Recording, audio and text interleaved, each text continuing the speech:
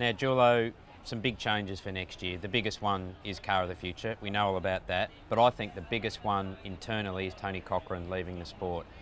What impact is that going to have? Look, it could have a huge impact. He's been the ringmaster for so long, all things V8 Supercar, and despite his detractors, fundamentally and quantifiably, the success of the business and the wealth of some of the team owners in the business is on the back of what Tony's achieved. Have we got the capabilities to go in and hammer out those contracts with federal governments? Do we have the personnel to do it? The chat is yes, but until they do it, nobody can replicate what Tony's already done. So there's a little bit of a grey area as to what might happen.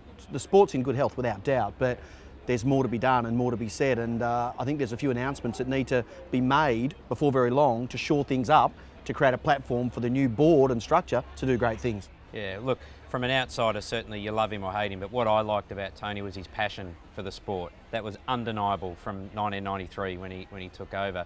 What worries me about the teams is that they have their own self-interest, obviously, but they're distracted. They're running a business, every day. So sure, the team should have a say, I think, in the direction of the sport. But Tony had one passion, and that was the sport as a whole. Now, James Strong is coming on board, and I know James from his Qantas days. He's been involved with Targa. He's on the Grand Prix board. He's also on the Dorna board. He is, and it's not as if they've got some businessman in. So for everyone else in the sport, they should know that he's passionate about motorsport. But he won't be quite as involved day to day as Tony was. So for me, there's still that void there to be filled. Yeah, I think you're right. And Car of the Future, new land of opportunity as far as some of the international expansion is concerned. Mooted to be more races in the calendar year. But Coco, he will genuinely be missed. I'll certainly miss him. He's a fun-loving bloke, and as hard as he can be, behind the scenes, he's actually got a very compassionate side as well. And I think we saw that at the awards just recently, where he was very emotional throughout. Yeah, and I think what will be interesting is where he ends up. I think wherever he ends up and whatever he decides to do, they're going to be a big benefactor for having Tony Cochrane on board. Yeah, agree. I think Tony has delivered and built the sport into what it is today. So someone that's created such a big impact and really dragged the category from where it was to where it is today, that person leaving, of course, it makes a lot of people quite nervous. So we're now got to entrust our businesses, and which we've put a lot of money into the people that are going to take that position, and that's a very serious thing for anyone that's got such a big investment in the team, including myself and Todd and our race team. And it's important to pick up and run on with it just as well as he did, and that's a big ask.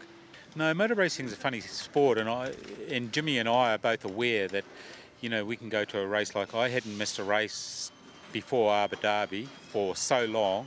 But the racing carries on, it just goes on without you. It rolls on and new faces come and go.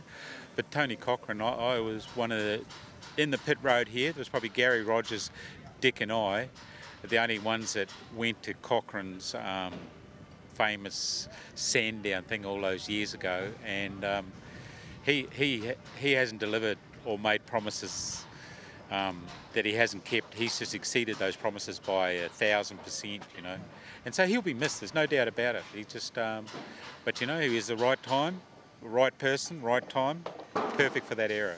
You can't take a dynamic guy like Tony out of the sport and expect it not to. So he's a big influence to a lot of people, and not just sitting around at the board table, but he's a mentor to a lot of people in this pit lane. So hopefully he's still around a bit to do a bit of that stuff. Tony's done a fantastic job, and it's really sad that he's still not here. Tony's larger-than-life character who's done some amazing things for our sport. I think we'll be the poorer for him not being involved in it. His passion, his energy, his ability to sell, and his ability to galvanise pretty valuable commodities. Having said that, every chapter opens and ultimately closes. The business moves on. We've got some great people in this business, and life is changing in sport and in broadcasting and in business all over Australia and around the world at the moment. So I guess we've got to adapt with it. But I think he'll be a very hard guy to lose and a very hard guy to replace. And I don't expect we'll easily replace that skill set.